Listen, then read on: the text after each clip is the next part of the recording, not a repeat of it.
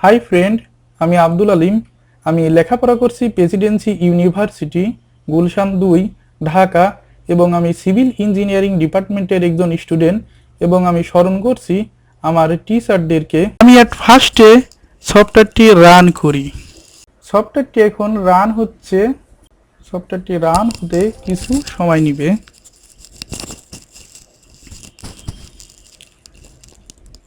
সফটওয়্যারটি রান হয়ে গেল। আমি এখানে ইউনিট, ম্যাটেরিয়াল প্রপার্টিস এবং আমার কলামের ক্লিয়ার কভারটি ঠিক করব। আমি এট ফার্স্টে ইউনিট ঠিক করে আসি।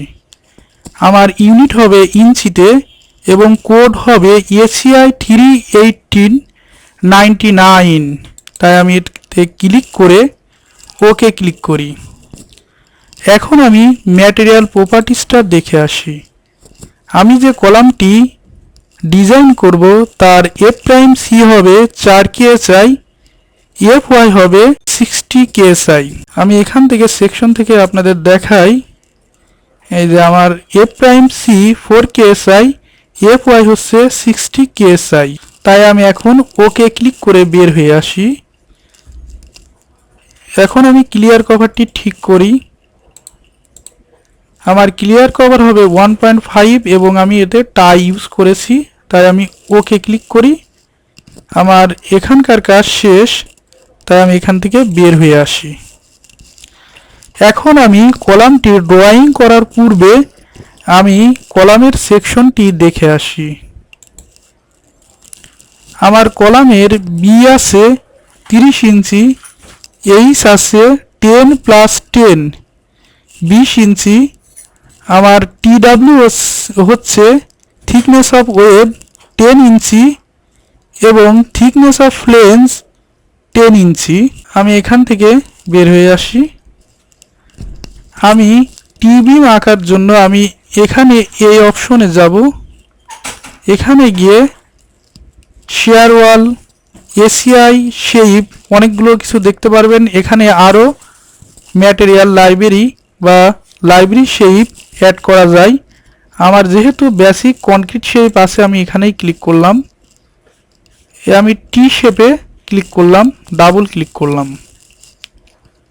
এখন আমি আমার সেকশনটি ঠিক করে আসি। আমার সেকশনে BF আছে 30 ইঞ্চি, তাই আমি অ্যাট ফার্স্ট এটা 30 করি। TW আছে thickness of web 10 inch, 10 inch. H আছে 10 + 10 20 ইঞ্চি। থিকনেস অফ ফ্লেঞ্জ এটা আছে 10 ইঞ্চি। আমি এখন আমার কলামের স্টিলগুলো ঠিক জায়গা মতো বসাতে পারি। আমি সেকশনটি দেখে আসি পুনরায়। এখানে আমি দেখতে পাচ্ছি আমার এজি আছে টোটাল গ্রস এরিয়া 400 এবং আমি এদের 3% স্টিল ইউজ করে আমার স্টিল সংখ্যা আসছে 16টি, নাম্বার 8 বার। আমি এখান থেকে বের হয়ে আসি। আমি স্টিলগুলো ঠিক করে আসি। আমি আমার স্টিলের অ্যারেঞ্জমেন্টের জন্য আমি অ্যাট ফার্স্টে 12টি, নাম্বার 8 বার। আমি এখানে ক্লিক করলে আমার নিচে এই অংশটিতে চলে আসছে। আর আমি আমার সেকশনে দেখালাম স্টিল ইউজ করেছি অ্যারাউন্ড দি প্যারিমিটার। আমি প্যারিমিটারের চারপাশে স্টিল ইউজ করেছি, প্লেস অ্যারাউন্ড দি প্যারিমিটার। তাই আমি এখানে ওকে ক্লিক করলাম। আমার স্টিল সংখ্যা এখানে একটু জুম করে দেখতে পারি 12টি হয়েছে, কিন্তু এটা নন সিমেট্রিক। আপনারা দেখতে পাচ্ছেন এ পাশে হচ্ছে 6টি স্টিল আর অপোজিট ফেসে 4টা স্টিল। তাই আমি এখন সিমেট্রিক করব। আমি ঠিক এই প্লাস চিহ্ন এখানে আমি আমার মাউসের লেফট বাটনটি ক্লিক করলাম। এখানে এই বরাবর আছে একটি স্টিল, এই বরাবর আছে অন্য একটি স্টিল।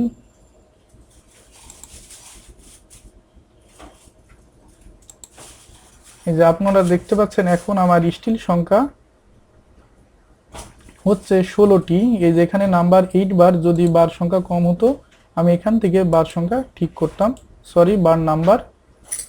এখন আমি ওকে ক্লিক করে বের হয়ে আসি, আমার সেকশনটি হয়ে গেল। এখন আমি আমার সেকশনে লোড দিতে পারি, এজন্য আমি অ্যাসাইনে যাব। তার পূর্বে আমি এই কলামটিতে কি পরিমাণ লোড আসছে তা আমি আমার সেকশন থেকে দেখতে পারি। এখানে পিইউ হচ্ছে 400 কিপ, এমএক্স হচ্ছে 200 কিপ ফিট, এমওয়াই হচ্ছে 120 কিপ ফিট। আমি অ্যাসাইনে গেলাম, কলাম লোডে গেলাম। আমি অ্যাট ফার্স্টে পিইউ 400 করে দিই। এমএক্স বটম এবং টপ দুইটাই আছে আমার 200 কিপ, এটাও আছে 200 কিপ।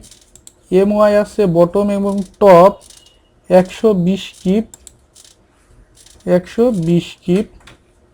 ওকে, এখন আমি আমার ক্যাপাসিটি রেশিওটা দেখে আসি। এখানে দেখা যাচ্ছে ক্যাপাসিটি রেশিও ওকে।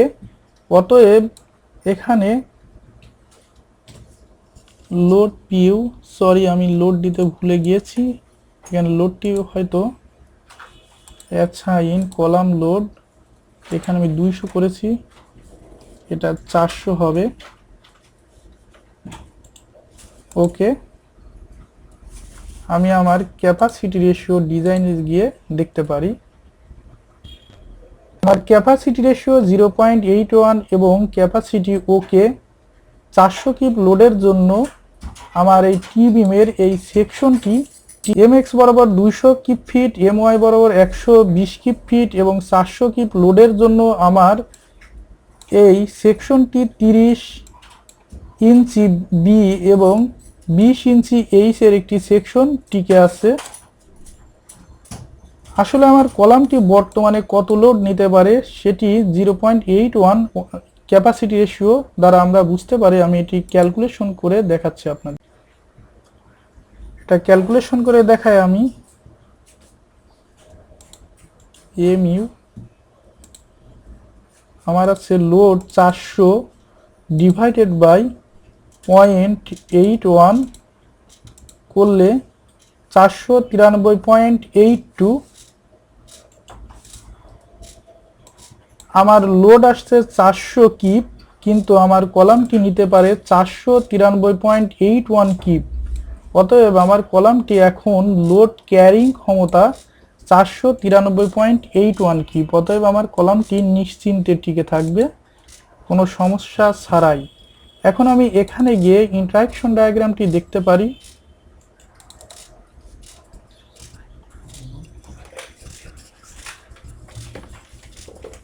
এই যে আমার পিএম কার্ভ, এখন আমি ইএমএম কার্ভটি দেখি।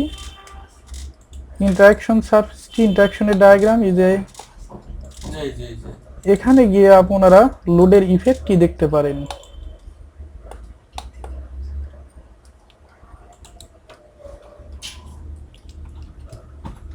এখানে গিয়ে আমার কলামের কোথায় লোড আসছে আমি তা দেখতে পারি।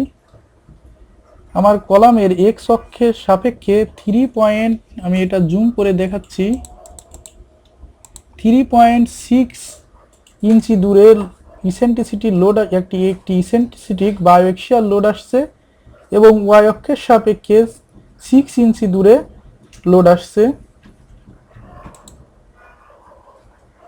আমি এটি 3Dর মাধ্যমে আপনাদের বোঝাই। এই যে এখানে আপনারা এই ফিগার দিকে সহজেই বুঝতে পারছেন আমার কিছু রড কম্প্রেশনে এবং কিছু রড টেনশনে আছে। অতএব এতে মাস্ট বি অবশ্যই বায়োএক্সিয়াল লোড আসছে। এটা দেখে আপনারা সহজেই অনুধাবন করতে পারছেন।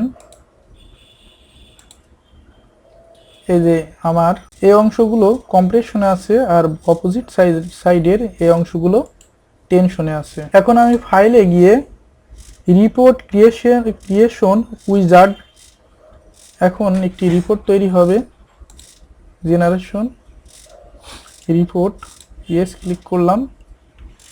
এই যে আমার রিপোর্ট তৈরি হয়ে গেল। এখানে এটা আমার সেকশন, ক্যাপাসিটি রেশিও ওকে। ঠিক আছে বন্ধুরা, এভাবে আপনারা একটি কলাম সহজেই ডিজাইন এবং অ্যানালাইসিস করতে পারেন। আজকে এই পর্যন্তই। নেক্সট টিউটোরিয়ালে আপনাদের সামনে আমি একটি নতুন